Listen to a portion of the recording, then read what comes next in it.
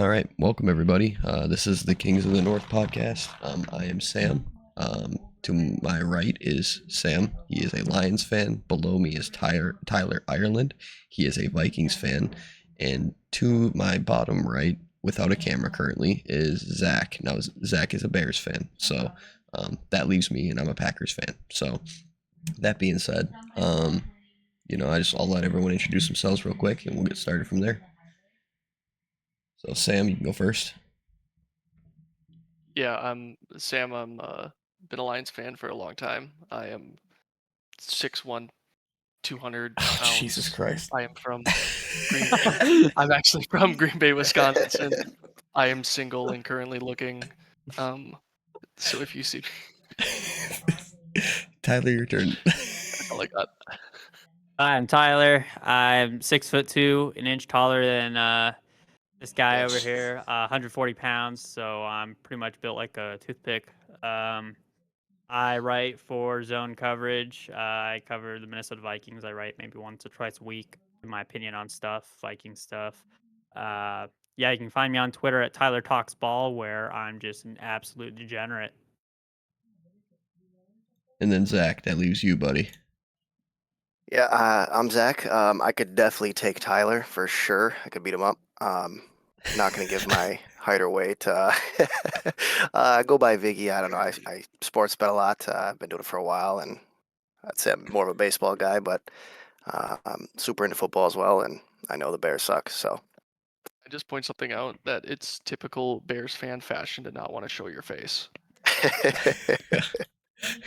Well, so I'm Sam. I'm engaged. I have a child. Life is great over here.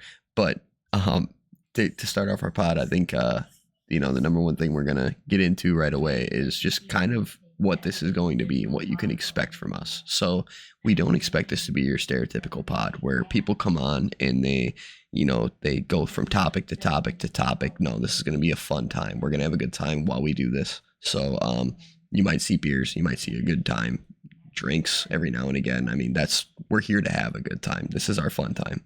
So that being said, I kind of want to roll into our first topic. So our first topic, I really want to go over the preseason games of the past 3 weeks. I know we're getting a late start on it, but my Packers kind of shit the bed week 1. Week 2 was kind of and then week 3 was phenomenal. It's exactly what I expected. I think that the execution was there. The team was there. Seeing Matthew Golden make a contested catch again was incredible.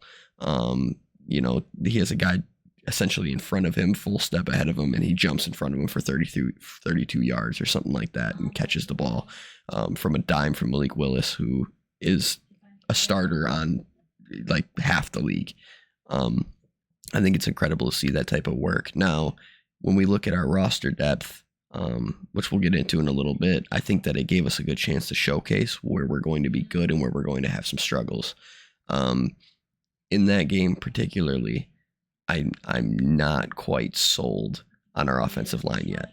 Now, I think we normally are used to having an offensive line that will give our quarterback, 15 seconds to throw the ball, and they did a good job in that game. But overall in the preseason, it was very difficult to watch. Penalty after penalty, pre-snap penalties. You could see LaFleur chewing linemen out on the sidelines and going into halftime. That's not typical. That doesn't happen. Granted, it was a rookie, but that isn't something that should happen in our team. We rely heavily on a run game, and when our offensive line isn't working with this protocol, it kind of throws off the whole system. Now, other than that, I'm pretty comfortable with where we're at. I think that we're going to go rolling into week 1 and probably smoke the Lions. So it's a game in Lambeau, and you know how that always is. So that being said, I'll pass it. Check the Packer Lions record at Lambeau. I went to every game for the last 9 years. Are we going overall? Because I think you're 30 more years behind. I'm not talking about 30 years ago, because trust me, I've been through the 0-16 season. I'm talking about roughly, 2 years. Because I'm talking how like long the 6 Lions years. have been relevant. Even before the Lions started being relevant, the Lions have been winning at Lambeau a lot lately, and Sam knows that I'm right. Yeah, you're correct, but I think we got a couple wins at Ford Field in that time. Yes. So Not I saying think it kind of I'm not trades saying you off. I think opening the season though, did you guys know this is our first home opener in Matt LaFleur's career? This is our first home opener. Yes, I actually didn't know that. That's crazy. like it's our Isn't it like first year home opener. 6 for It- LaFleur? Like, how long has he been? I don't know. I know his record. He has double the wins than he does losses, but it's nuts to think that in his entire tenure he's never opened at home. That doesn't make sense. How does a team go that long without a home opener? I was so Sam, Hunter. So my other brother, he wanted to go and see the Packers Lions game because he's also a Lions fan. And I'm like, that would be perfect. Like, let's go get tickets, right? And we're looking up ticket prices, and for any non nosebleed seat, minimum $600 per ticket. I could go to France for that amount. Like I love the Lions, and I do like the Packers. Disclaimer: I am also a Packer fan, but if they play each other, I'm definitely rooting for the Lions. Um, so despite loving both teams, that is way too much money to spend on Well, a ticket. I will just watch that from my couch. I did see recently, and then I'll pass it to someone else. They can talk about their preseason performances. But I did see recently that the Packers are actually cracking down on people selling their tickets to fans of opposing teams. So they're actually pulling season tickets from season ticket holders if you sell to an opposing team. Because last 2 years, the Lions fans have taken over Lambeau. It has not even been close. Like you can check the stands and there is blue everywhere. So they're pulling season tickets. Like it's Not happening. even just that. It's Vikings fans. I remember a few years back, Vikings fans showed up to Lambeau, did the whole skull chant. It was like 16-0. Just to come. I mean, granted, it was like what Brett Hundley at quarterback. I'm not sure if it was Rodgers who was still there, who was hurt, or Love was hurt. But I mean, Vikings fans No, took that Rogers was place. still there. He was hurt. So I mean, they've had issues with that for a couple of years now. It's not like Chargers level where it's like you can just show up to SoFi when the Chargers are hosting a game and it's just basically like a vacation home game. It's not that bad. But I don't know what it is with like I don't want to say like attendance is bad in Green Bay because it's not, but they get like Well, surprisingly run over a, by a lot away of teams. our season ticket holders are old people. That's the problem. The There's problem nothing else to do in Green Bay. That's the thing. that is so true though. like And I I'll- will say, I will say that when you say that away teams take over, it is typically just the division games. well, The away yeah, because teams it's a take over. 4 hour drive from any direction. Like Right, if you exactly. Because like we went to the Packers Dolphins game last year, and then we went to I went to like the Texans game. It's like there were no Texans fans but there. think But about it, bro. We went to the Dolphins and Packers on Thanksgiving when it was -20. No Miami fan is going to stand in that bullshit. Like, dude, but real quick, I off don't even think tangent. Tua wants to be in that bullshit either. Off tangent though, Cold weather games. Sam and I watched their punt returner, James Washington. Every time the dude caught Malik Washington, every time the dude caught the ball, he got smoked. It was like everyone else was just getting hit like a normal football play. Dude, there was like 6 hits on this guy where like eventually it got to a point where he was like, I'm fair catching everything. I'm not even taking a chance. Like I looked at Sam and I was like, he might not show up to practice tomorrow. yeah, Like, this might be it for him. like you heard the chip from the stands. It was Yeah. bad. Oh yeah. Every single time he got hit and he was getting like laid out, I felt really bad for the guy. But no, that it's just kind of a crazy thought. Our stadium might get taken over, but the good thing about our stadium is it doesn't kill birds, right, Tyler? Oh, well, I mean, got me there, bud. I mean, we paid what? How much in taxpayer money to get that thing built, and it's a harm to the environment. So, but I mean, U.S. Bank Stadium though is one of the most gorgeous stadiums to go to. Like, it's top 5. Like it doesn't have like the historical significance of like a Lambo or a Soldier, but like there's no such thing as a bad seat at US Bank. It's the way natural light just shines into that building. I mean, it makes sense why birds are dying. It feels like you're outside when you're indoors. So it's beautiful stadium. But So Sam, how did you feel about the Lions preseason?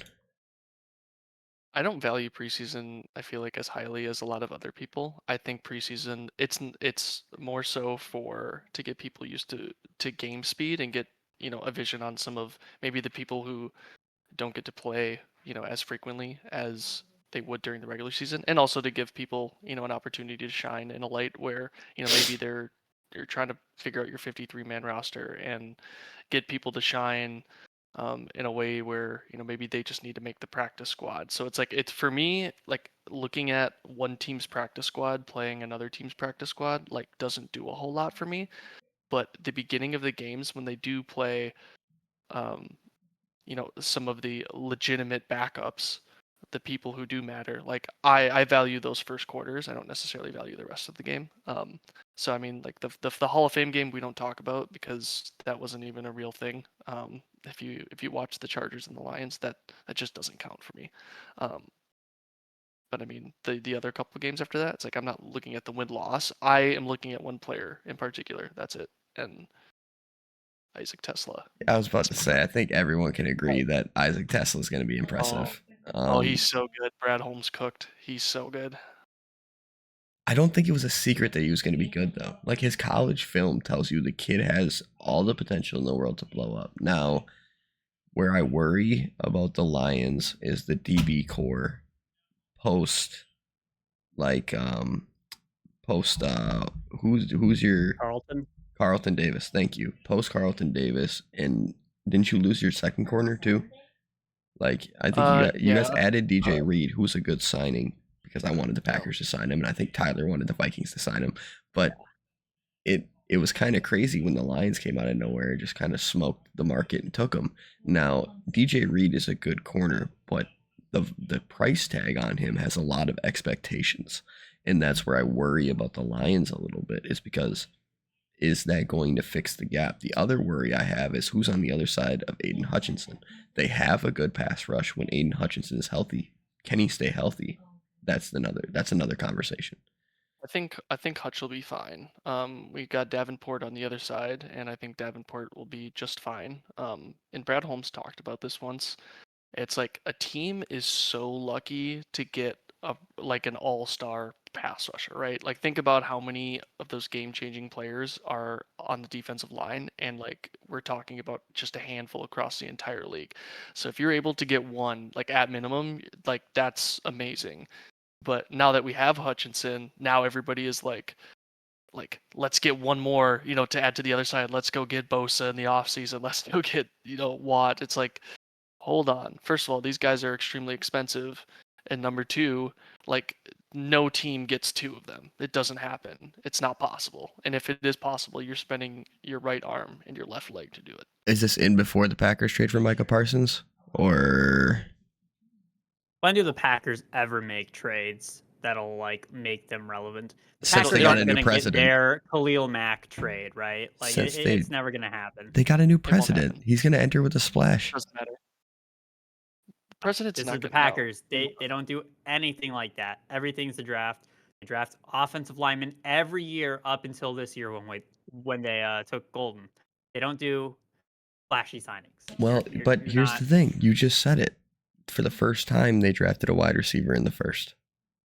Anything can yeah, because change. Josh Jacobs threw a fit, I saying like, think it "Oh, was we've got more like than that, though. 5 wide receiver twos." No, we They led had the to. league in drops. They had to do something. But I don't No, think no. that. I think they loved Golden. And if you watch the film, that's why.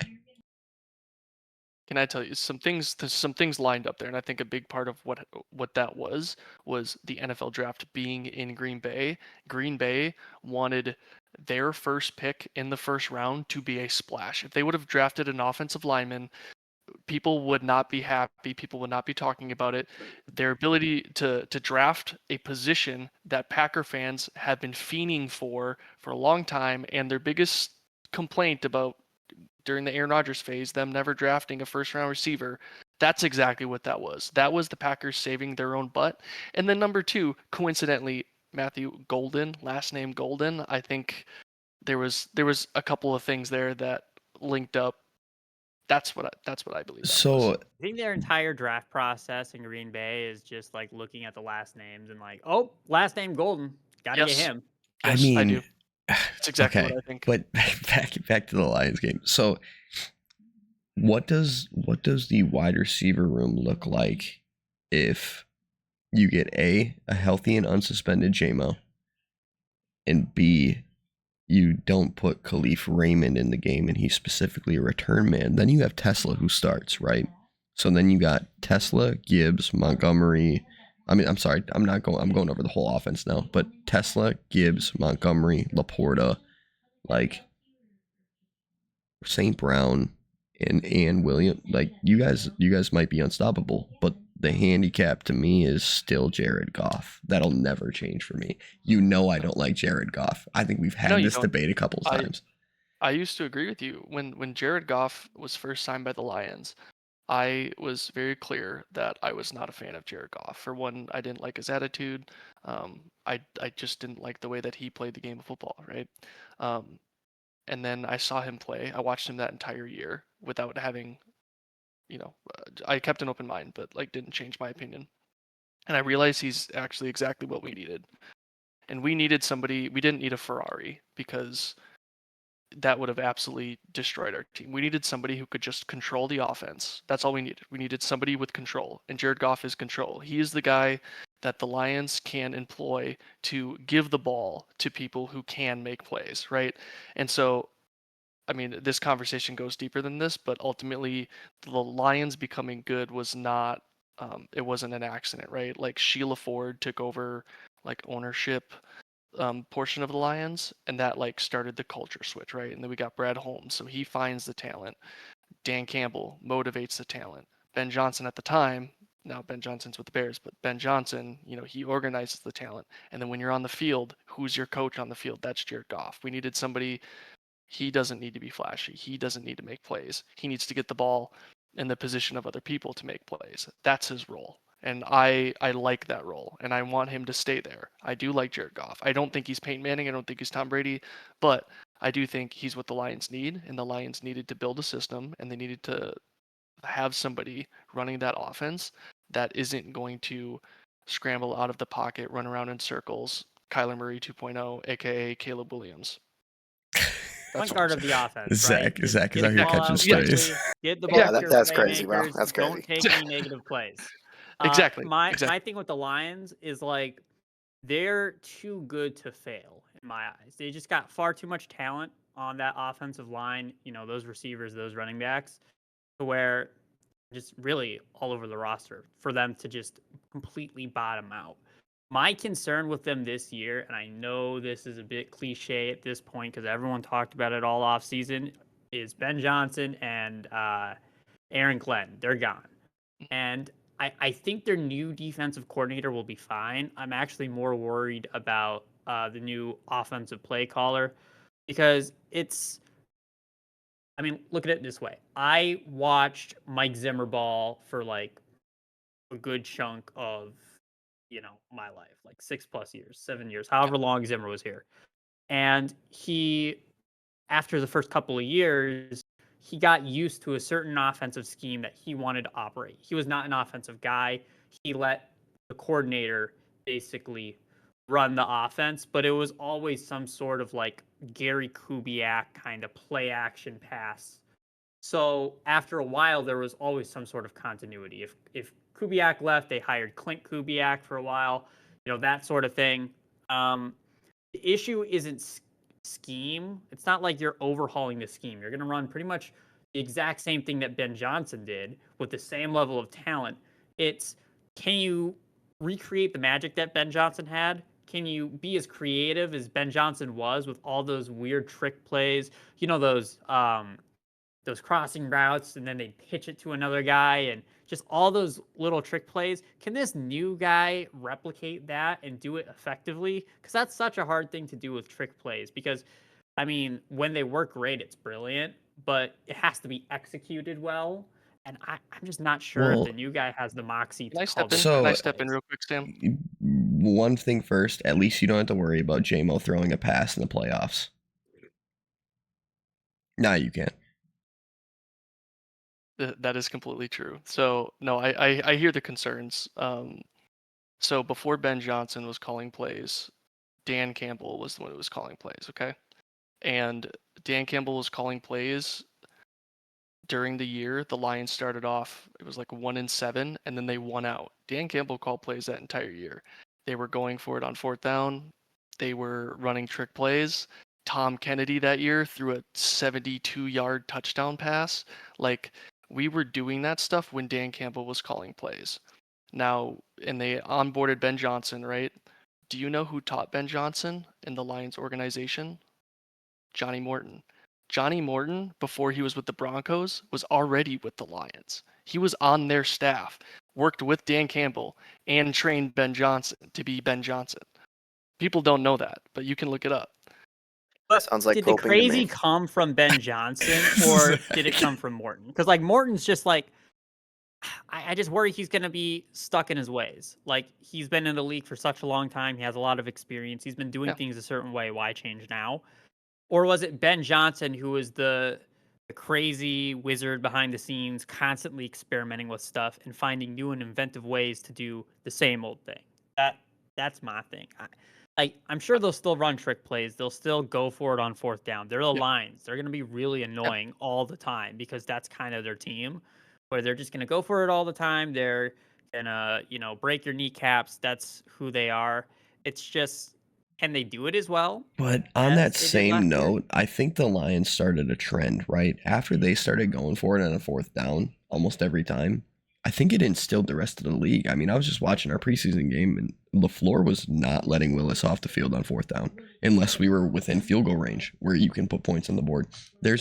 In my mind, if you have faith in your defense to go out there and stop somebody, you shouldn't have a reason to not go for it on fourth unless you're within the 20.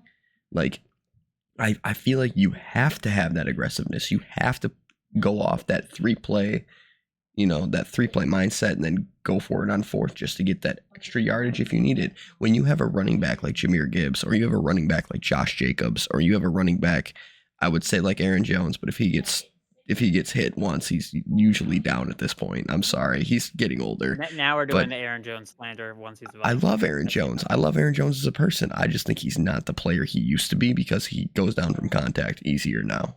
I've watched a lot of film on him since he left. But Running the backs with age. yeah. So the huge thing for me is I think that it's instilling the league to go for it on fourth down. Now, is that going to be impactful for teams? Yeah, it's going to flip field position in 95% of the time. I mean, if you lose the ball or you have a problem on getting that first down, yeah, you're stuck. But if you have faith in your defense to go out there and do their job, I think that it's not that bad of a consequence when you have faith in your defense, if that makes sense. Like, I think that's why Dan Campbell relies so heavily on it, is because he knows if he goes for it on fourth down and they don't get it, good luck trying to stop Hutchinson from coming at your line. Good luck trying to stop these linebackers. I mean, Sam told me about Malcolm Rodriguez before that was even a fucking name to me. I don't get it and I don't understand it. But that's the way Dan Campbell operates. His mind is just that good at what he does, where he's going to have that aggressiveness every time. And you're right, it's annoying as hell. We dealt with it last year. How many times?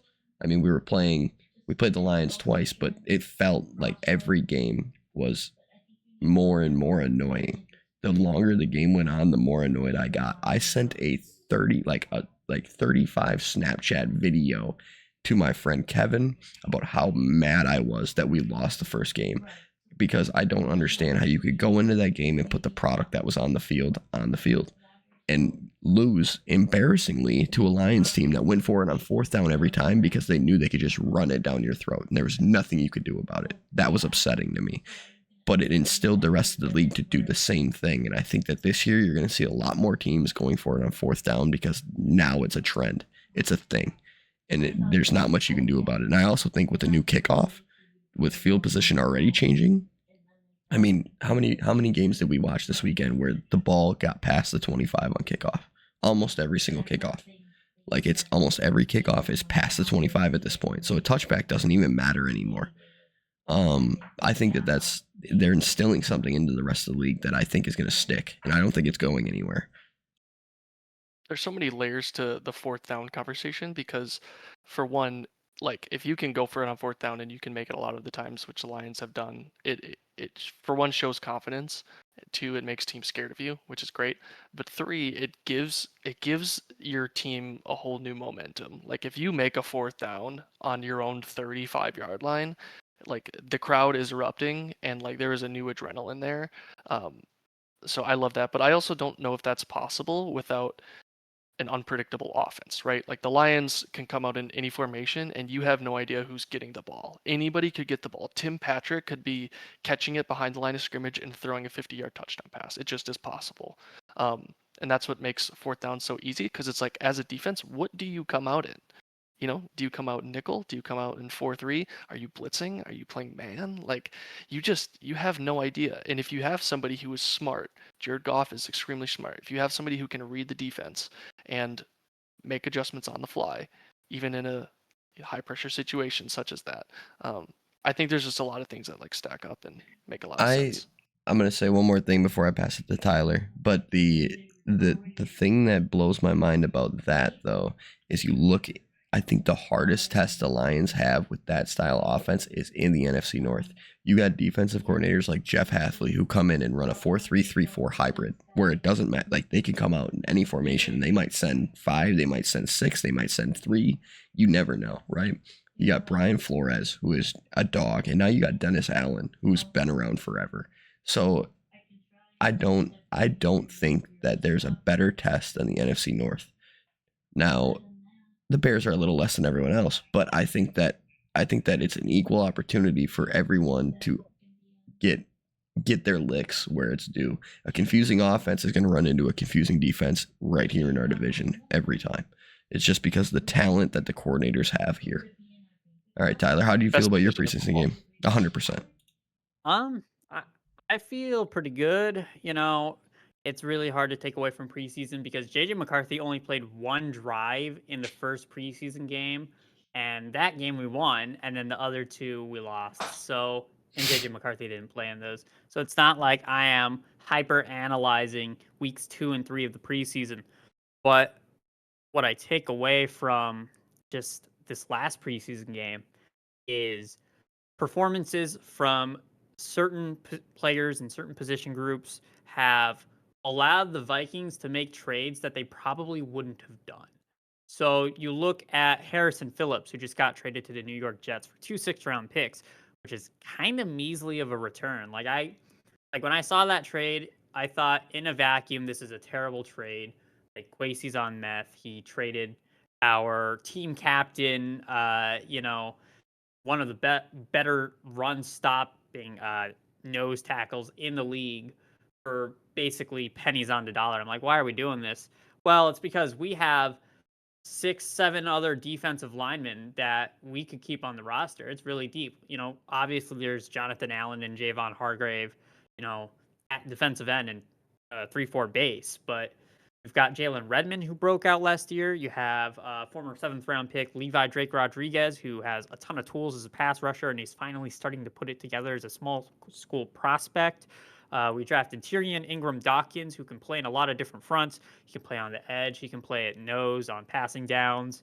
There's this undrafted free agent named Elijah Williams, who basically got onto the team on a tryout basis, and now he's basically a lock to make the 53-man roster. He's another small school guy from like Morgan State.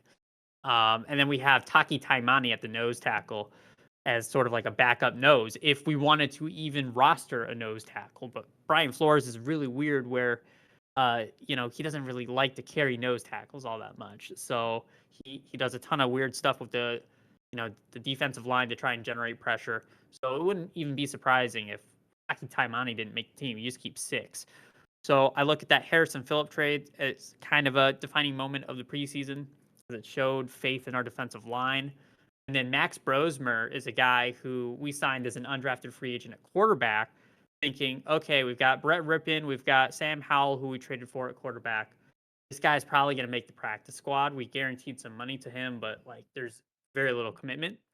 He's basically our quarterback 3 now because he's played so well. He's got so much familiarity with this offense because what the Gophers are running at Minnesota college football is very similar to what Kevin O'Connell's running. And Brosmer is just a super cerebral guy who can get through his progressions quickly. And for a rookie, he's got a lot of poise. And Sam Howell ends up getting traded to the Philadelphia Eagles. And now we have more draft capital to potentially pursue another trade for a former Vikings wide receiver, Adam Thielen. But it takes two to tango, and we're not even sure if Carolina wants to trade him. Didn't you guys just trade for Howell like Yeah, we did. 2 years ago? Like Howell was traded No, from this the Eagles to offseason, you, wasn't he? We traded for Howell on the draft. But he was with the Eagles, no? No, he was with Seattle.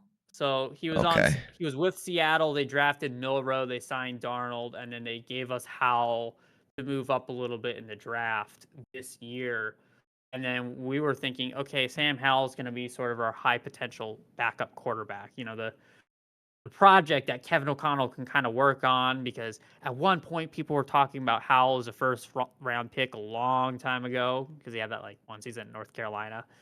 And, he kind of fell to the 5th round, showed a little bit of something in Washington, and now he's just bouncing around the league because, like, at least here, he couldn't pick up the offense that well. He was turning the ball over at a really high rate during training camp. It really never felt like he gained the confidence he needed to be a dependable backup quarterback, because JJ McCarthy gets hurt. You need kind of your number 2 guy to be someone where Kevin O'Connell doesn't have to baby him around and take his hand step by step.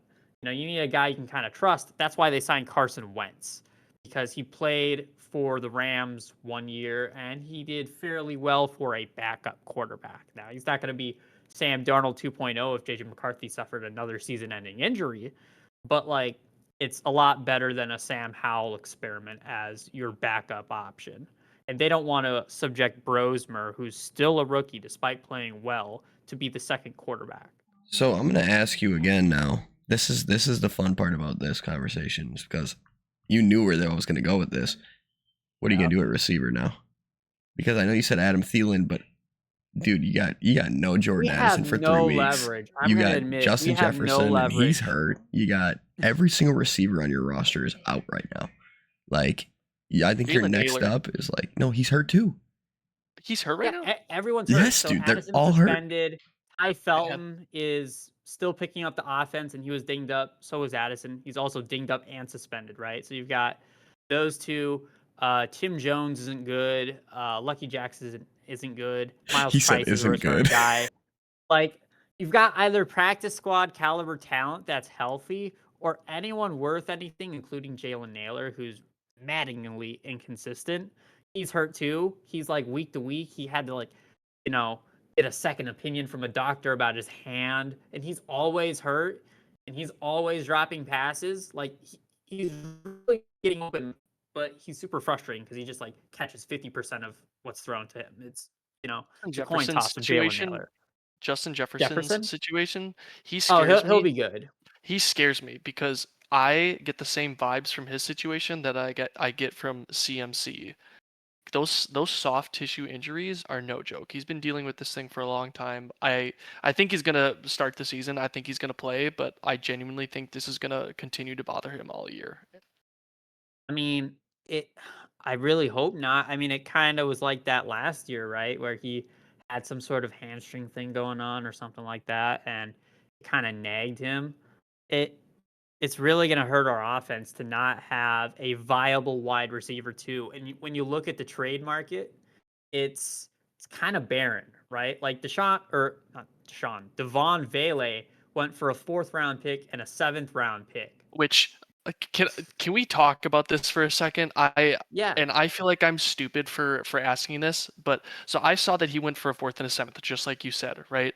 And I'm not saying he's bad. I think he's decent. He's a huge really body receiver, wide receiver. Yeah, I liked his and rookie I heard year, he's but with all due respect, he started as a rookie. Well, no, sorry, he wasn't starting. He was like a 4th string receiver, okay? As a rookie, 26 years old. He's already at the end of a receiver's not the end of a receiver's life cycle. I would say that's 30, but he's a 27-year-old second-year receiver. He's already old. Now he's a second-year receiver. Not to mention, he himself was like a 7th or 6th round pick. So tell me how an unproven 7th round pick is justified by another 7th round pick and a 4th round pick. That doesn't make any sense. It would be 'Cause the different wide if he had. receiver market right now is barren.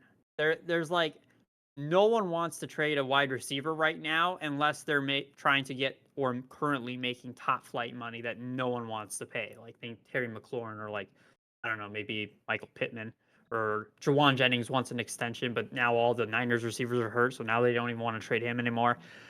All I know is this is like the Vikings have no receiver depth right now, and it's not gonna we're gonna not have any receiver depth for the first 3 weeks of the year until Addison gets back. And Carolina is kind of holding all the cards because you look at them and they're like, okay, our number one priority as the Carolina Panthers organization is to foster Bryce Young's development. And you look at Adam Thielen, even though he's 35 years old, he was their best receiver last year. He was their most productive wide receiver. Even at age 35, he was averaging like 3 yards of separation per play. That's like the He same looks amount as good. Jamar Chase.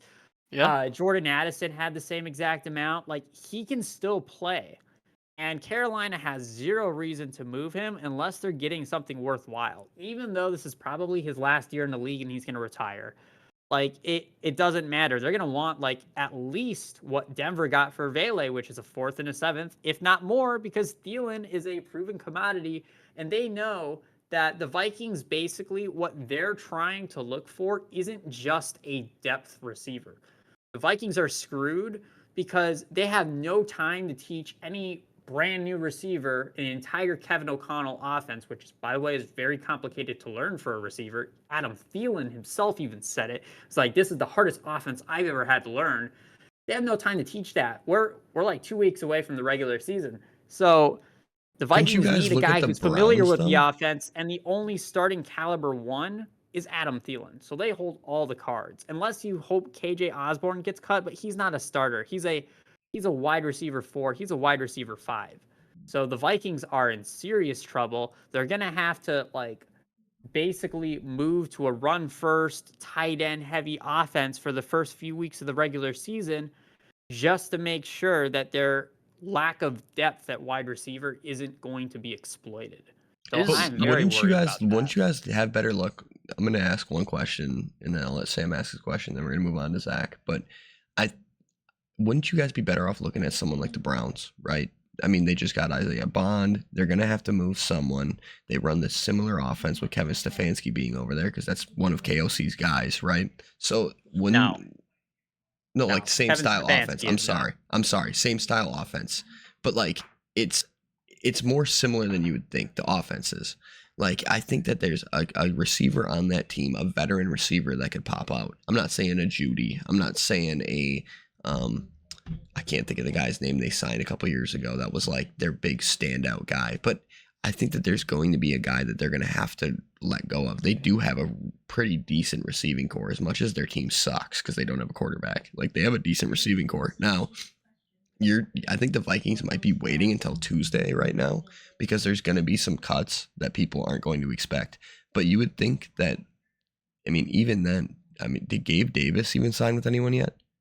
I was just gonna say, I think Gabe Davis is still a free agent, and then isn't Amari Cooper still a free agent? Yeah. OBJ, I like think I no, don't think no, OBJ goes to the seriously. Vikings.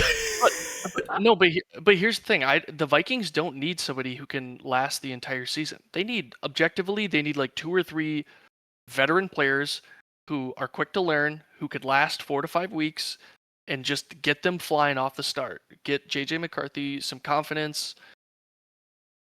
I think that's all they really need, right? So I think you could get some guys they to. need someone who knows the offense, who is a starting caliber wide receiver too. And I'm not sure how many guys out there who feel that. There's a lot of guys out there. Don't get me wrong. There's a lot of like depth receivers you could trade for like a 7th or a 6th round pick. I'm sure if you called the Patriots right now and said, "Hey, I'd like to trade for Kendrick Bourne, 30-year-old wide receiver." You know, the amount of depth they have at wide receiver, they'd be like, "Okay, yeah, just give us a day 3 pick and we'll call it good." But like the Vikings aren't looking for that. Their depth, when you think about it, is fine. Aside from the injuries, like the actual like talent level is fine. they don't have Addison for 3 weeks, so they need to replace a Jordan Addison level kind of receiver. There's just not that many options. Although, if they are looking for quality depth kind of guy, what if they look in divisions? What if they call the Packers like, "Hey, on We hang taking up the Wicks, phone. We're Romeo not giving you Dobbs. shit. Hey, Detroit, I'm we sorry. hear Isaac Tesla's No, doing really well. You willing to trade Tim Patrick?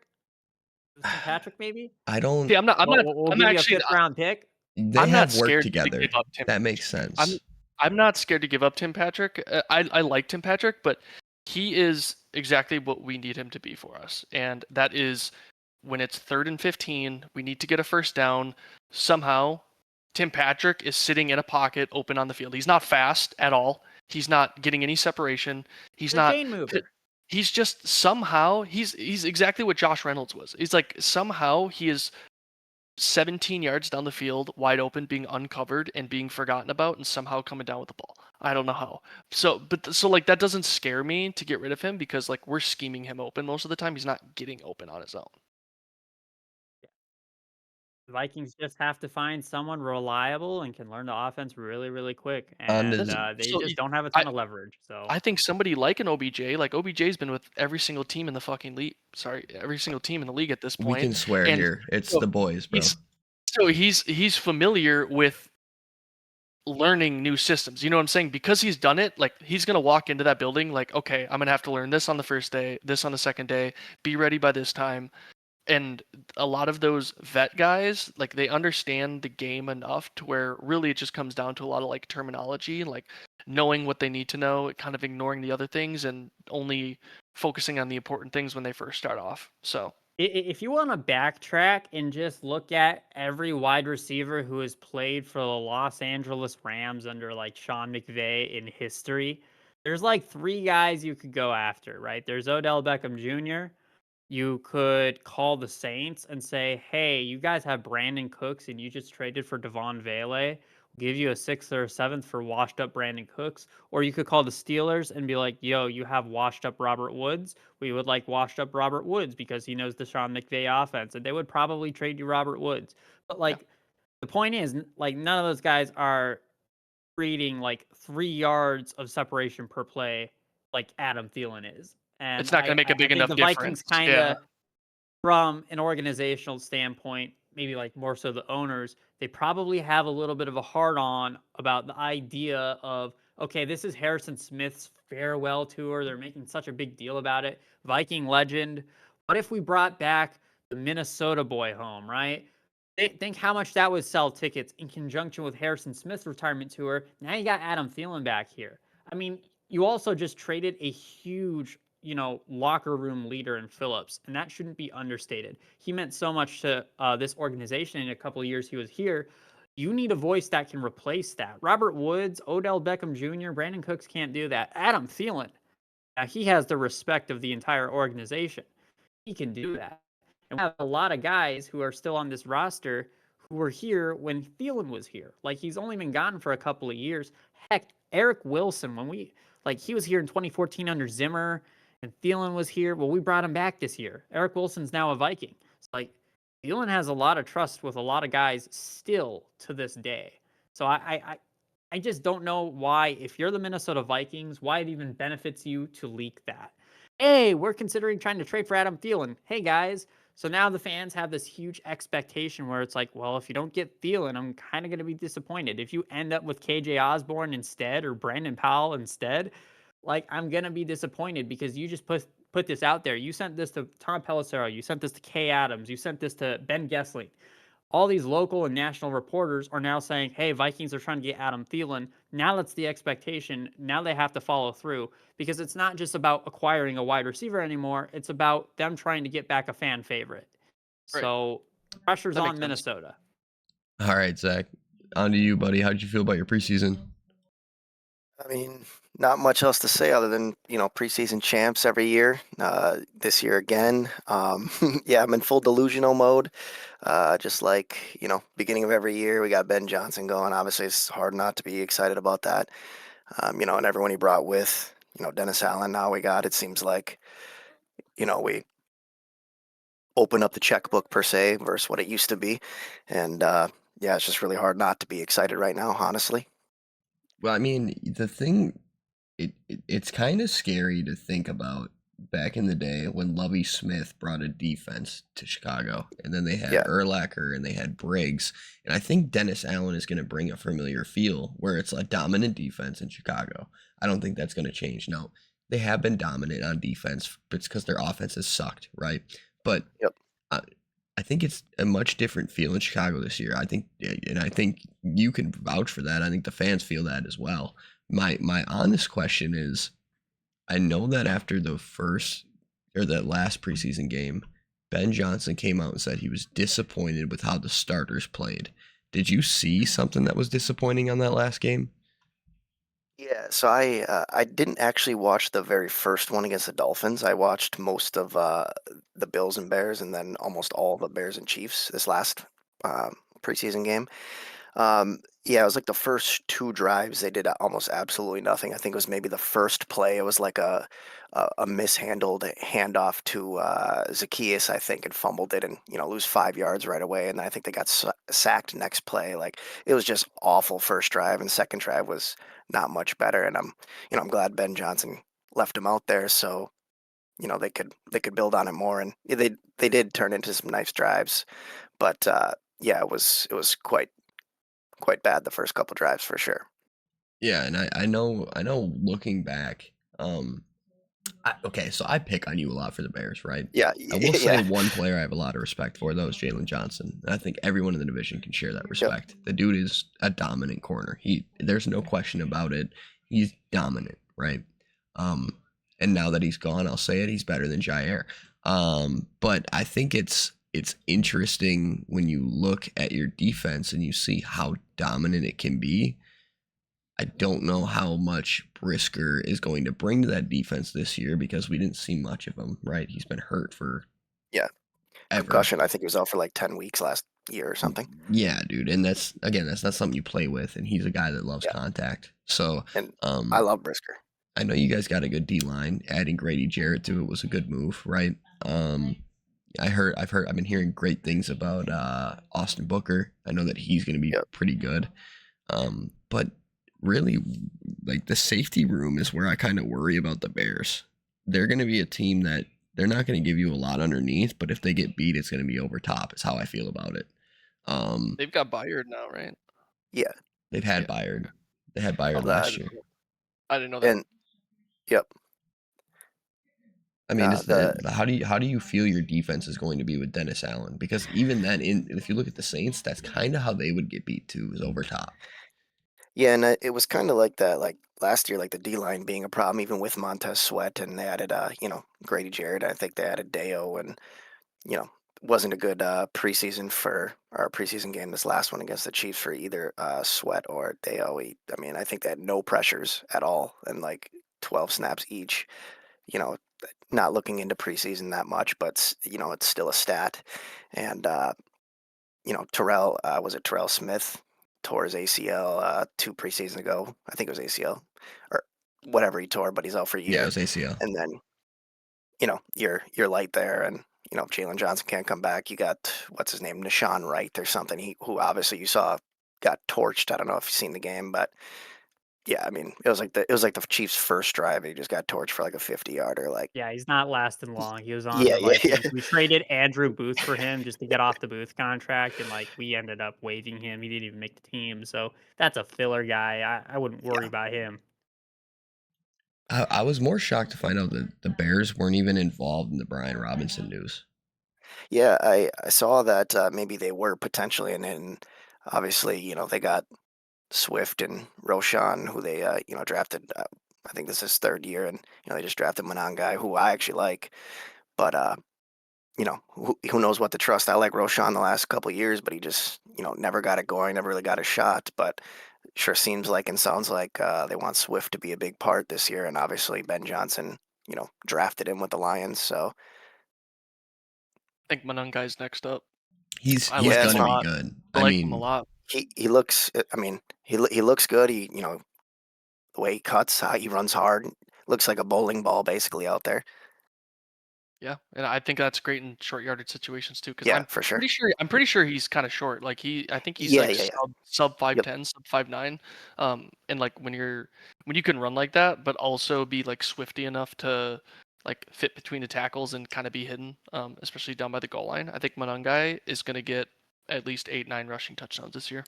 That's my Well, opinion. and it's kind of crazy to think about too, because they got DeAndre Swift, who's I don't think anyone can say DeAndre Swift is a great running back, right? I don't even think Zach will say Yeah. that.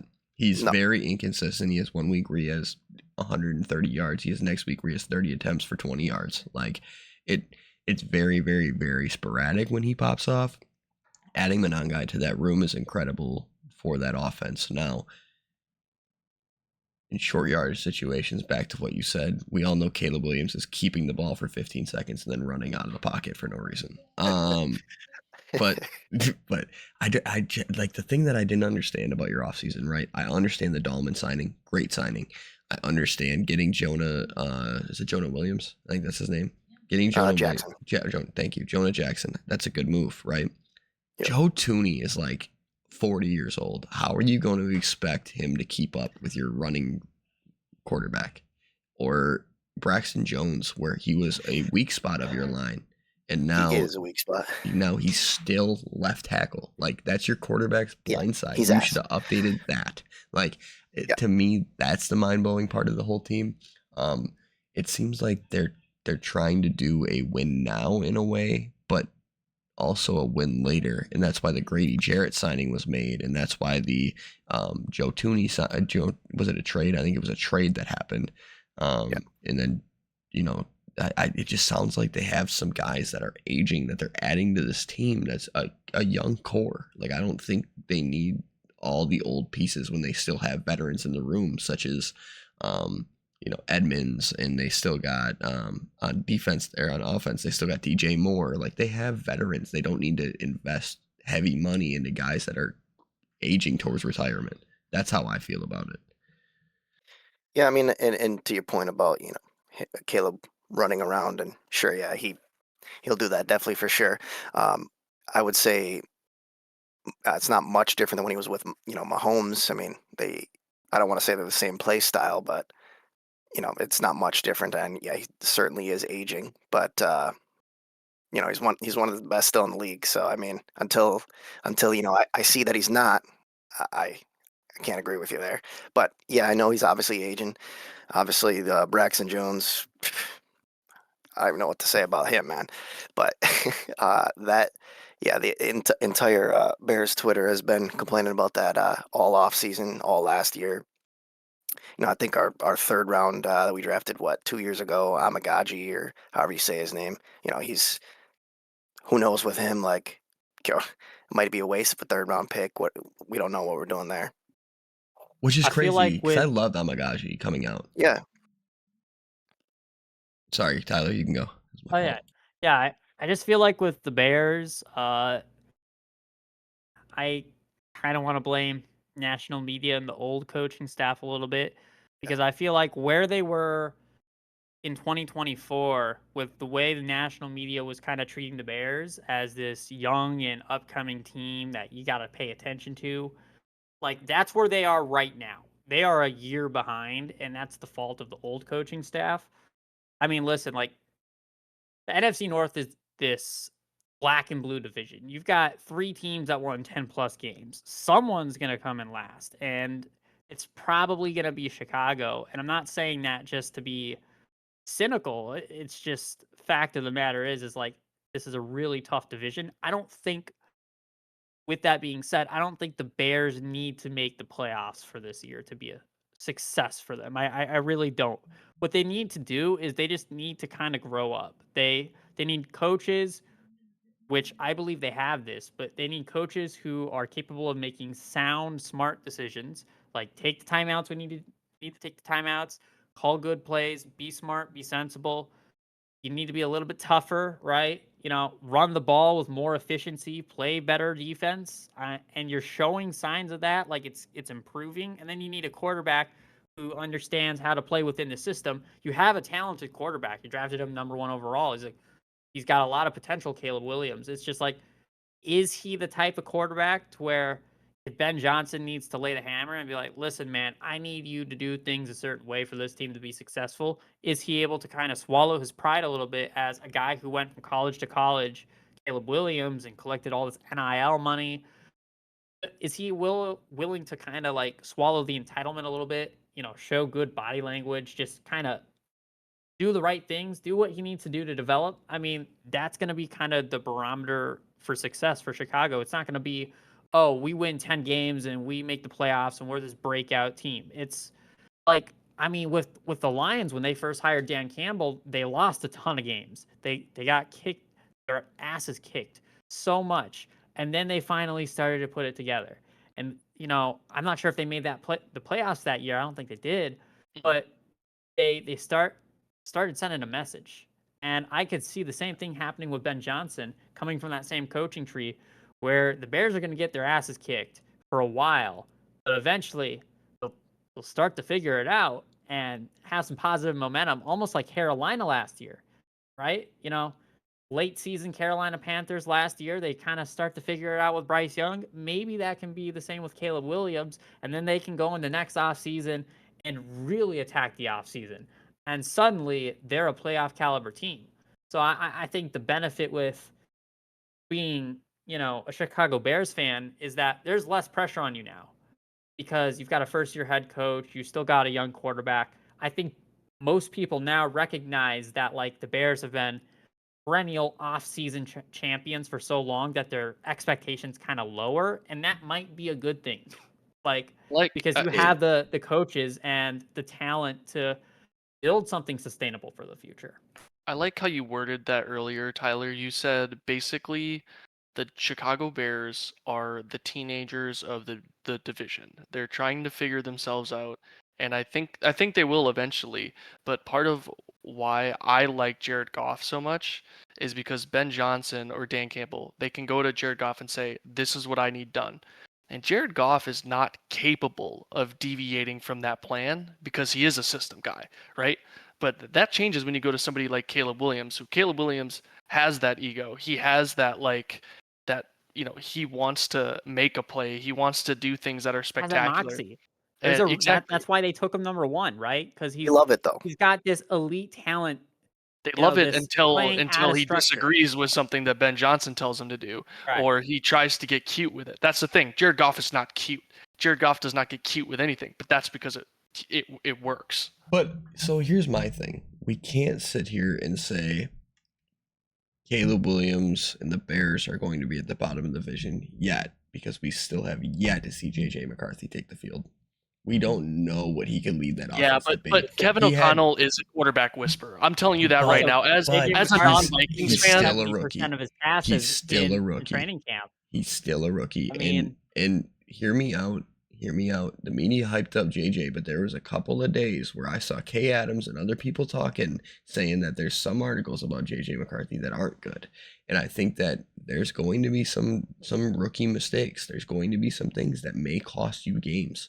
JJ McCarthy has been, I mean, in college, he did it a couple of times with Michigan, where there was a game on the line and JJ McCarthy, it was a make or break. He did it in other situations, and other times he didn't. And it was games that they should have won, that he didn't do it. I think with Caleb, you know what you have, and there's still more potential in the tank. I think that his ceiling is higher than JJ, though. I do think that the Bears are going to be I think the Vikings finish at the bottom of the division. That's just this year. That's just this year for me. I think that they finish at the bottom of the division. I don't trust the receiving core without a healthy Justin Jefferson. If you get Addison back and Jefferson goes down, then what? You're basically back to square one. Now, Thielen could change that for me, maybe, but I also think the Bears' defense is going to be better than Minnesota's, and I don't think it'll be as close as we think it is. I think that Brian Flores is a great coordinator, but the Bears have some dogs on a Dennis Allen defense, and if you've seen what the Saints can do with that defense, you'll understand what I mean when I say though they're going to attack. You want to go dog for dog between Chicago, Minnesota defense? Not right now, because we're already at an hour, so we got to keep rolling. But yeah, I think that Chicago's going to shock some teams. Now, do I think they're going to be better than the Lions and Packers? I mean, a healthy Jordan Love I think it gives me a lot more excitement for my team. Do I think we're going to be the best in the division? No. I think that we're going to finish second or third. I do think Chicago is in a fight for fourth or third, though. I do think they are. I think they're in a real big fight, and people aren't going to see it coming. They got a lot of depth in a lot of places. Luther Burden, Romo Dunes, DJ Moore. That's a deadly receiving core. Then you add a Zacchaeus to it. You add Monangai to the running back room with Swift and Roshan. You have Caleb. The line is a weakness. The offensive line, the tackle positions are a little iffy right now, but the defense is still good. They have a really good defense. If Jalen Johnson comes back to what Jalen Johnson is, they could be very scary. The only way you can really beat them is over the top, and you need to have the receivers to do that. That's the scary part. Real quick before we wind this thing down, because I kind of want to defend my Vikings here, because you're saying, hey, the Vikings might finish last place this year. I could not disagree more. And like, listen, I don't think we're winning the division this year. I think it's unrealistic to say Vikings are winning 14 games again like they did last year. That's kind of lightning in a bottle. But I do think we have a leg up over Chicago. And the reason why is Chicago's just kind of starting from the ground up. They've got a new head coach. Caleb Williams, yeah, it's its second year, but now he's learning a brand new offense. He's having to learn how to play within structure, which isn't something for this preseason he's really figured out how to do yet. And you know that left tackle situation scares me. The lack of running efficiency scares me. And I think the defense has definitely improved. And in order for them to win, they have to be a ground and pound kind of team where they can play great defense and have an efficient run game. I think they can do one of those things. I think they have a good enough defense. I think they have a good enough defensive coordinator to be a top 15 to 10 defense of the league. I do not trust DeAndre Swift as a lead back. He is not Josh Jacobs. He is not Jahmyr Gibbs. He is not Aaron Jones or Jordan Mason duo. Like he's not in that like kind of. I'm not saying Aaron Jones is an elite running back, but I think like the tandem thing with our offensive line works. I just think Minnesota has it a little more figured out with the infrastructure that they have, and McCarthy might not have as high of a ceiling as Caleb Williams because he's drafted 10th overall in that same draft. I think his floor is higher. He played in a Harbaugh offense. He understands how to play in a pro style offense. And yeah, he's going to make mistakes. He's going to make mistakes that lose us games. But with the way the Vikings constructed themselves this offseason by investing in the interior offensive line, Bradbury, the guy who gets mauled by every good nose tackle, he's gone. Blake Brandel, he's a backup now. He's no longer starting. We drafted Donovan Jackson. We got Ryan Kelly at center. We paid for Will Fry, the best free agent guard that was available since Kansas City signed Trey Smith. So, I mean, I just think you can go dog for dog too on between the Brian Flores defense and how many types of pass rushers they have. Dallas Turner, Van Ginkel, Grenard, the two guys that they signed on the defensive line, Allen, Hargrave, plus, their back end.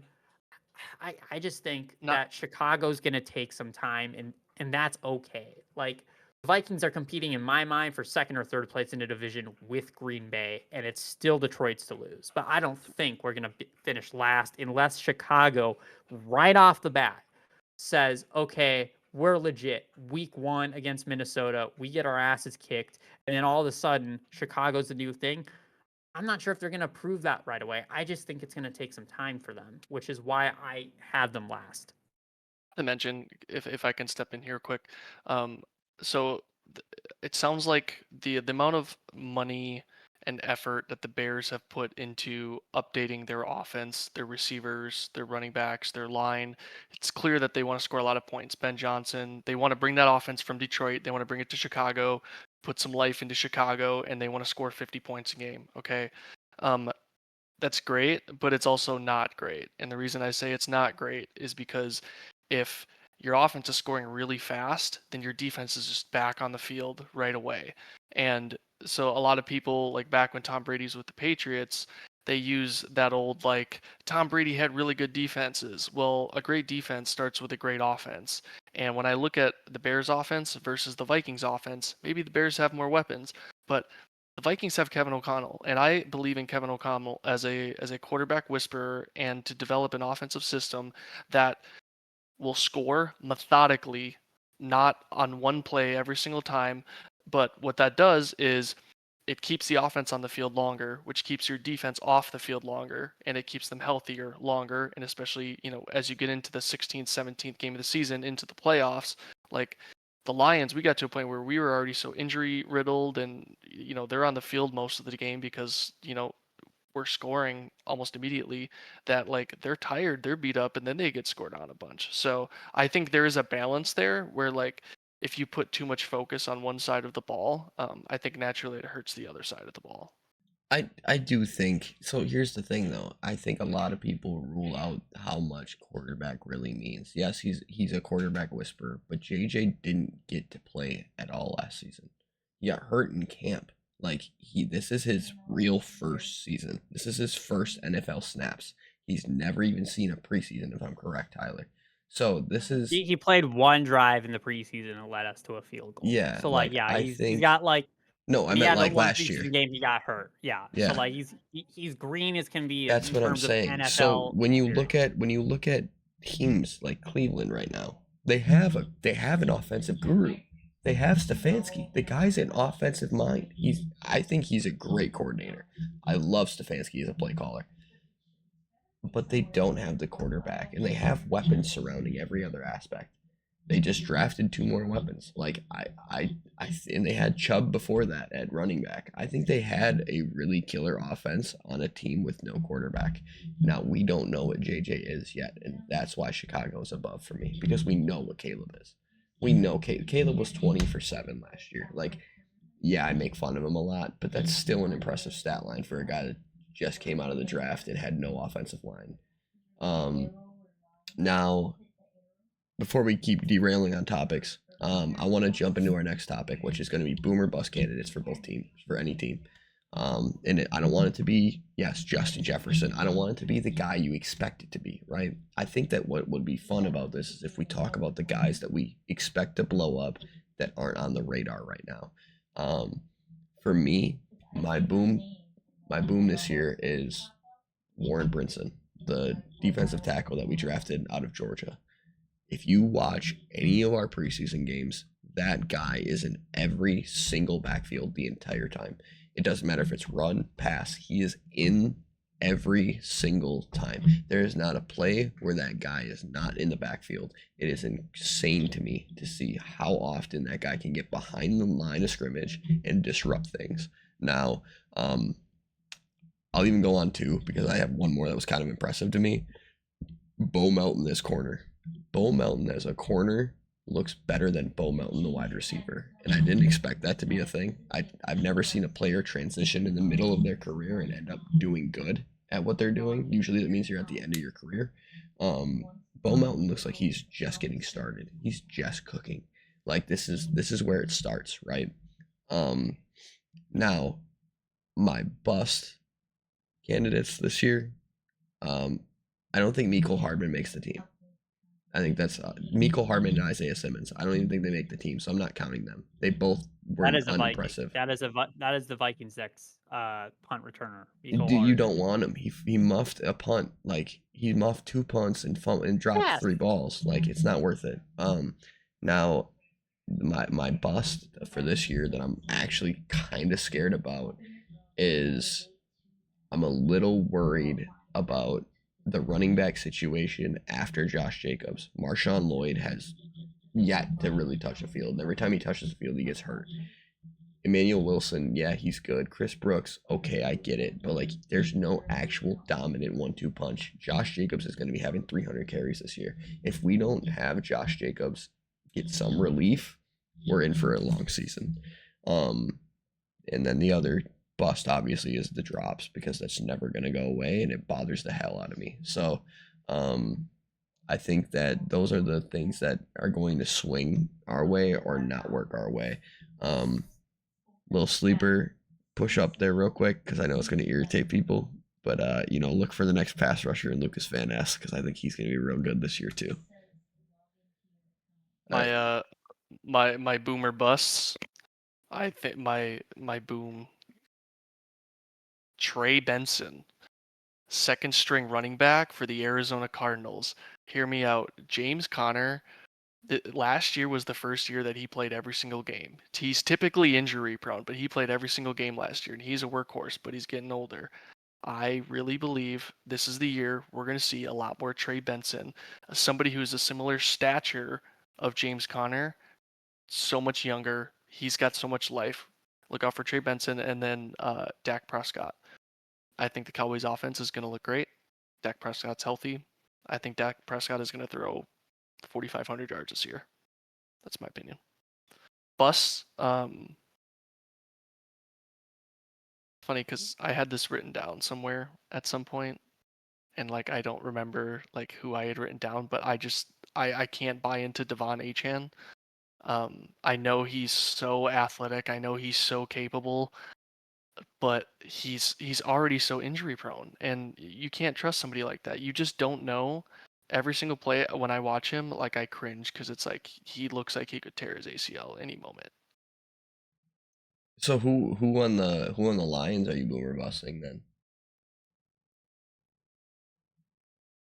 I mean, I think David Montgomery busts this year. I mean, I love Monty, but I think this is the year where we really just see Jahmyr Gibbs, and I think Montgomery phases out.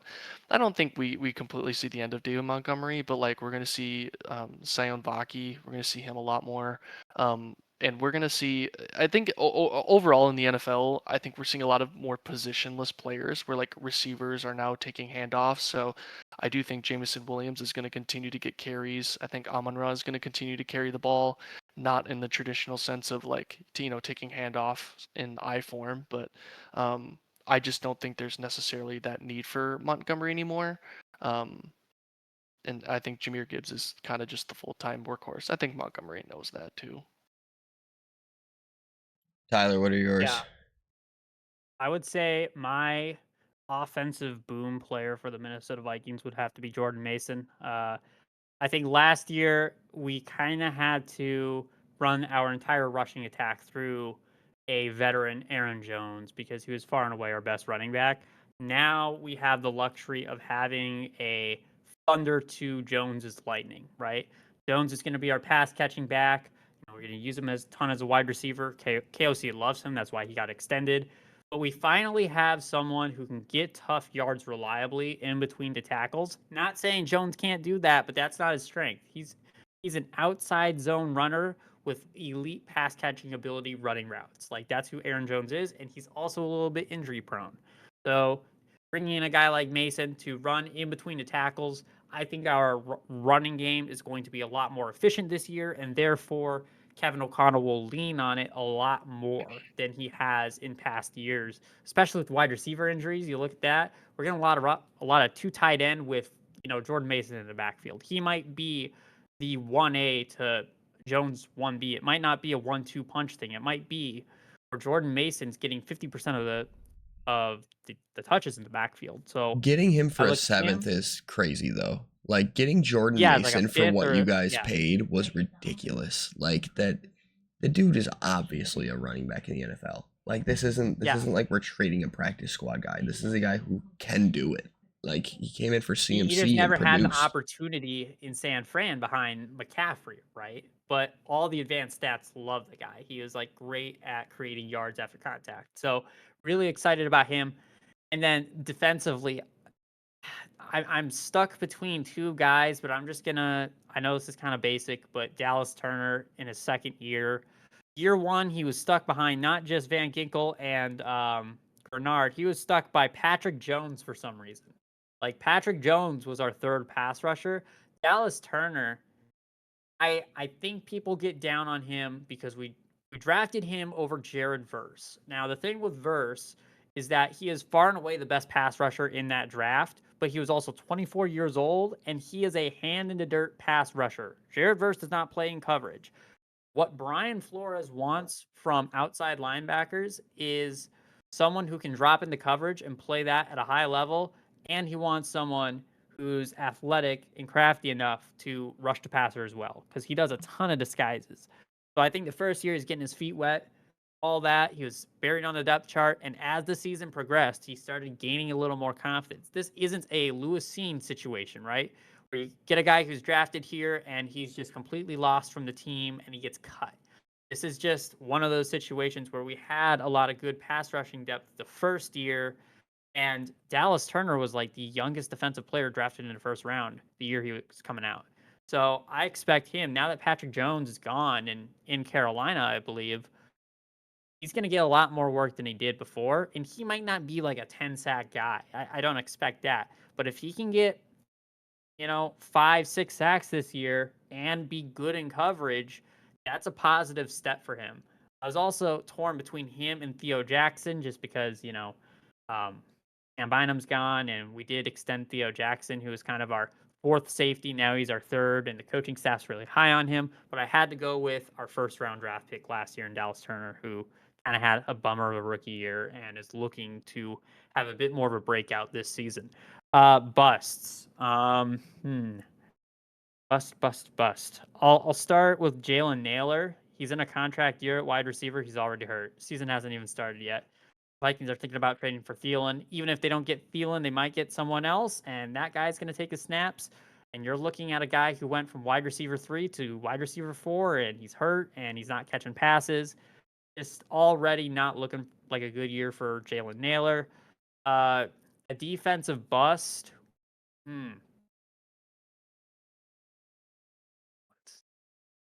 I would say Ivan Pace Jr. only because I'm not confident in him and his ability in coverage. Like, he was abysmal as a coverage linebacker last year. He's great as a pass rusher, great against the run, but he gets exploited in coverage. I could see a situation where they don't really trust him as a coverage linebacker. They signed Eric Wilson to be kind of that third inside linebacker who can play in coverage a little bit more. What if we see less Ivan Pace this year? Wouldn't be surprised. So those are my booms and busts. I agree to most of those. I mean, I think I disagree with Dallas though. I didn't like Dallas Turner as a prospect, so I can't agree with you with him being a boom. Just like you probably can't agree with me, Lucas Van Ness. But like I'm not a Dallas Turner fan. I do not like Dallas Turner. I think that he was projected way higher than he should have been. That was my take, but that was just because his situation in college, dude. There's no way to not be dominant on that defense. They did have Will Anderson at Alabama, Yeah, and it's kind of one of those things where you see Will Anderson, he was drafted, top 3, and he was just a super polished Alabama edge rusher. And they kind of, I think draft casuals kind of projected some of Will Anderson onto Dallas when Dallas probably should have gone back to Alabama for another year, polished his game a little more. But instead, he went in a draft where those outside linebackers weren't great. Like, the depth of that class wasn't great. Yeah, you had Verse, but like everyone else, like Latu, Turner, they didn't really have great years, and they were drafted in the first round. So like, I just think Dallas came out a year early. I don't think he's a bust. He's because I know bust when I see it. Lewis Seam's a bust because like after his bad year, everything got worse, right? You can see it mentally. Like when a guy like I was talking with Ben Lieber a year ago, and I was trying to stick up for Lewis Seam. I'm like, maybe he's just a quiet guy. And Ben's like, listen, this guy is not connected with his teammates at all. He is isolated out there. There's a confidence issue going on. Like, something was wrong with Lewis Seen after his first year. Dallas is gaining respect in the locker room. Like, Dallas is doing all the right things. He's getting compliments from coaches all the time. Brian Flores is not the kind of guy who's going to compliment a player if they're just there. Like, you kind of have to earn it a little bit. And so that's why I'm still kind of hopeful for him. Maybe he's never a 10 sack guy, but maybe he's a Vic Beasley who can play in coverage. We'll see. I hear you. Zach, what are your booms and busts for the Bears, buddy? Yeah, I was gonna stick to the Bears. So I'm gonna start with a boom, at least one. Definitely for me has to be Olamide Zaccheaus, a wide receiver. I mean, he's been pretty exciting. I mean, he's a little older, don't get me wrong, but he's a little speedster. I just like it. Um, I know we drafted obviously Odunze, last year, and Luther Burden this year. Who, don't get me wrong, I like Luther Burden. I don't know if he really is going to be that wide receiver 3 this year, or really step into a role. But Zaccheaus for sure. And I was thinking, I was hoping Jade Walker, he makes the team as their wide receiver. He's been exciting this preseason for sure. Bust wise, really anyone after Jalen Johnson or Kyler Gordon on cornerback, honestly, is my concern. I mean, sure, we got Tyreek Stevenson. You know what happens there. No Last Braxton year, Jones and there. well, I was getting there. I was gonna say whoever we put in left tackle, Braxton Jones. We had dude we drafted last year. Forget his name. Um, Theo. First name was Theo. Maybe he opts in there. Who knows? Luke Newman. I don't know what we do there. Obviously, that's a big question mark. Braxton Jones, definitely a bust once again, in my opinion. But yeah, really, I feel like I have a lot more bust than boom on this team because I'm just expecting, um, guys that we expected that to play higher that aren't going to get in roles that I think they should. Roshan Johnson, like I said earlier, I think he, he should have been stepping into there to, be that short yardage guy, and I think he can. I mean, he's a hard runner, but now they draft Manon guy, and like you guys said earlier, he probably takes that spot, and I could see it as well. So I mean, yeah, I think the Bears have a lot of potential. Um, I do think the weaknesses you pointed out are important, though. I think that corner after Jalen Johnson gets a little scary. I mean, Kyler Gordon's good, right? Tyreek Stevenson gets caught up in his own head and causes Hail Marys to happen. So, Do you it think Zacchaeus still gives Stevenson shit for that? Because Zacchaeus was on the Commanders, oh yeah, that's right. I didn't even think of that actually. and they probably have to like go against each other in Yeah, practice. So yeah, but then again, Zacchaeus probably isn't talking much shit. He's like 5'8", so yeah, like he's just a little pipsqueak. I'm sorry, but I guess that's my only concern with Zacchaeus is like because he is. I know like yeah. he's a speedster, that's his thing, but like that size does worry me. That's almost Trenton Holiday level, and I don't know. I can't buy into it. So I think the last topic I want to go over before we start rolling it out of here, because we're already an hour and a half in. It kind of flew by, to be honest. But um, the next topic I really want to go on is um, what surprise cut are you thinking is going to happen on Tuesday?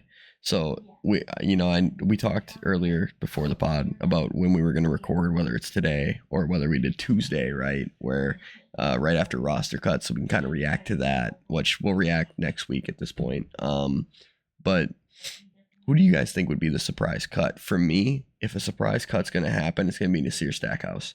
There's no way you cut a defensive tackle who has as big as Nazir Stackhouse is, has all the potential, gets all the compliments in the world, and has done all the right things in camp. You just can't. And if he gets cut, I'll be pretty upset. I think that when you hear Jeff Hafley come out and talk about him, or you hear it an offensive coach even say, "Yeah, Stackhouse was dominant out there today," it kind of tells you what he is. But the thing about that is, if we keep Stackhouse, we get rid of Colby Wooden, who was a 4th-round pick for us.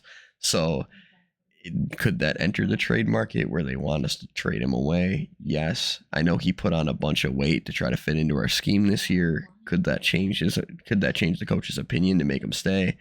Possibly, but he's not doing as much as Stackhouse is, in my opinion. I think Stackhouse has all the potential in the world.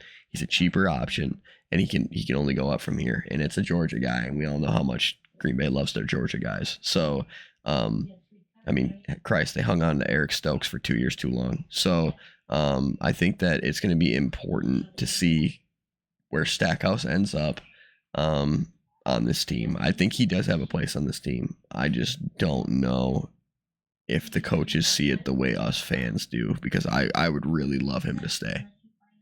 Sam, what do you think about the Lions? It really pains me to say it, but I don't think Hendon Hooker's going to stay long term. I think Kyle Allen, especially this preseason, actually did show that he is capable of running that offense, and he's actually a very similar quarterback to Jared Goff. Not at the same level, but same play style. So I think that if I'm in a situation where Jared Goff gets hurt and somebody needs to come in and run that offense, I think Kyle Allen actually does just make sense. Hendon Hooker has a completely different play style, but he's young enough to where I think the Lions could get something for him. So I do think they're going to shop him a little bit.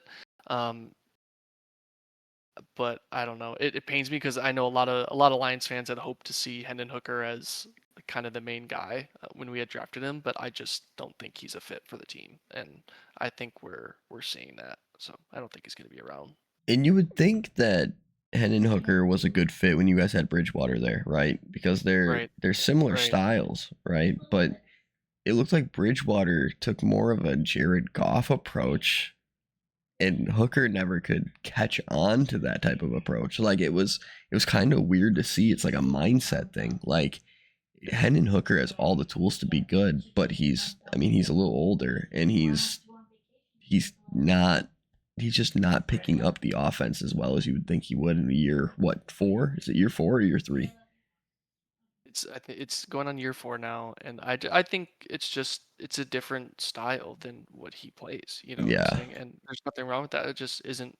I just don't think it's a good fit. It's the same thing. Like you could be the best employee in the world, but maybe you just don't fit with the company. And I think that's what the situation is. I think Hendon Hooker might do well with like a team like the Raiders or the Saints, like you know, whatever. But Put him in um, Philly behind Jalen Hurts. I think he could be a starter. I think he's did his time as a backup. I mean, he had some injuries, but I think somebody's gonna come looking for a starting quarterback. I Get him think with the Hendon Hooker. Giants. They have Jalen Hyatt, who he played with in college, and Jackson Dart's not really a super advanced quarterback in terms of like reading the field, right? Like you guys see that John Gruden clip where it's like, so show me your thing, and he just Your claps. cadence. Show me your Yeah, your cadence. cadence. And he claps. Yeah, And And it's like, Gruden's no like, shit. okay. it's Johnny Manziel 2.0 is what it is. And I like Jackson Dart, but I do agree with you. I don't think he's like extremely smart in terms of the game like that. So it can work. They should the Giants should trade Jameis to a team like the Raiders, who could use like a known backup quarterback, and then get Hooker for cheap to be like a developmental Yeah. guy you throw in there. Like that would not But they shock me got just because of the Hyatt connection and DeVito. Tennessee thing. They do got the Mr. Cutlets, yeah. So they really don't need more quarterbacks, but if they want to flip one of them and still have depth, they could do that. Sam, did you see that graphic I sent you the other day, which was the Tommy DeVito led the Giants in touchdown passes in 2023 with 8 touchdown passes. Yeah. Yeah. He was the leader of insane. the team. I was like, that's a Tyler, who's your that's a surprise big cut? market team. Sorry, No, you're good. It is That's a all big good. market team. Continue. Well, the thing, but like they also had Danny Dimes, which you can't like. Dude, we played the Colts with Danny Dimes at QB with our second and third stringers, and the guy couldn't move the damn ball. Like it's so upsetting to watch Daniel Jones play football, and knowing that he is in there for Anthony Richardson is just infuriating to me. Like It's awesome. the fact We're getting a 4th round pick for a guy who held a clipboard for 3 weeks in Minnesota. Yeah, it's awesome for you. It sucks for the rest of us trying to watch football. The guy is so bad. Like, dude, there's no way that guy got a big contract from the Giants. There's just absolutely no way. Watching him play is like, it's literally like watching college football. You can thank Ed Donatel for his contract. He is an absolute terrorist of a defensive coordinator who should have never been hired by Kevin O'Connell to begin with. And that's the whole reason why we lost that playoff game to the Giants a couple of years back. It's because his defense was awful. Not aggressive at all, just beta mentality defense. We're going to play shell coverage all the time. But yeah, honestly, man, like I'll be so excited when Kevin O'Connell trades for Anthony Richardson for a 7th round pick and turns him into the next quarterback prodigy when JJ McCarthy misses a season. That'll be brilliant. Who's your surprise cut? My surprise cut, it's not really a surprise because I think everyone knows it's going to happen. It's just a matter of when, and they're trying to shop him. But Ty Chandler at running back. We have a new assistant offensive line coach who does not have a great reputation. Keith Carter, who is the O-line coach with the Jets who, pissed off Mekhi Blackman when he was there. Like, just known as a rah-rah guy, and he's trying to just instill a different variation of the zone blocking scheme where it's still zone blocking, but it's a lot more physical. All of our interior offensive linemen are different, and that kind of extends to the running backs too. They want that third running back to be someone who's competent in pass pro, which is not Ty Chandler. And they want a tough guy in between the tackles, which is not Ty Chandler. So they're going to try to shop him for like a 7th-round pick and ultimately probably cut him. Another guy I would say too is Blake Brandel, because our general manager has a history of trading backup offensive linemen right before cutdown day. He did it with Vidarian Lowe when he sent him to the Patriots a couple years ago for like a 6th-round pick, and that was the year we drafted him, and he was looking like a serviceable backup, and we traded him anyway just for draft capital. He did it with Jesse Davis when he sent Jesse Davis to the Steelers, and I could definitely see a situation with our new assistant offensive line coach again, where we have this guard Joe Huber, who we signed as a UDFA, who's looked really good in the preseason, one of the best preseason guards. They might just trade away Blake Brandel, get off that contract, get more draft capital to try and chase Thielen or someone who can help at receiver, because we have absolutely no one. I think that's a good idea. I mean, the Ty Chandler thing, it's just so shocking because on most teams he's a 1-2 punch type of guy. Like he definitely has the potential to be a good running back. But I don't think he'd be a running back one, if that makes sense. He'd have to be in a committee. Like he almost has to be locked into a committee, but I think he's too similar to Aaron Jones and not enough Jordan Mason where he couldn't be the change that you needed for that. But I think if He's he like an goes Amir Abdullah kind of guy, you know what I mean? correct, Like correct. he is a perennial second, third string running back with just enough juice to have a job somewhere. It's just going to be a different team every year. Like that's just kind of who he is. But Whoever he's just needs it not at good the enough time. in Yeah. pass pro to be a consistent number 2. You can't trust him as a pass blocker. Yeah. So you can really only use him in spurts. And that's more of a depth guy. Like even Cam Akers was like that to an extent, where Cam Akers is not a great pass blocker. He's better at it. But like Cam Akers has enough juice to always be on a roster somewhere. So who knows? Maybe we trade for Cam Akers a 3rd time. I Oh, think right please now he's in don't. New Orleans. I'm so sick of seeing that dude because every time we see him, dude gets like a 7-yard carry to lock up the game on us for no reason. Like he comes in like the last 4 minutes and just gets a first down. But Zach, what is your surprise cut? Yeah, I mean, maybe not a surprise and maybe not necessarily a cut either, but Caleb Williams? parting ways per se. No, he'll be there for 15 years terrorizing the Packers. So I'm And then gonna you woke go. up. I'm gonna have to go with yeah, Amagaji again, Kieran. Um, again, who knows what's going on there? I mean, you got their new rookie Newman who can be depth there, who's doing all right this year. Bill Murray, Doug Kramer are there. Whether we cut him, trade him, do something with him, he doesn't play because a 3rd-round pick. It's just disappointing that to see the production out of him, what we're getting.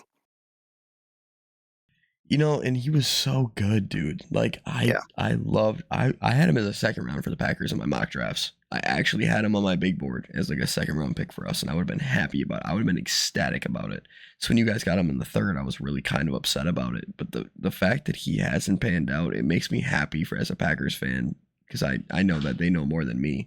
But it also makes me just like mind boggled because I don't know if that was a factor of the coaching he was receiving or if because now he has to relearn everything with the Ben Johnson offense. It's a completely different system. He's got to wipe a slate clean, right?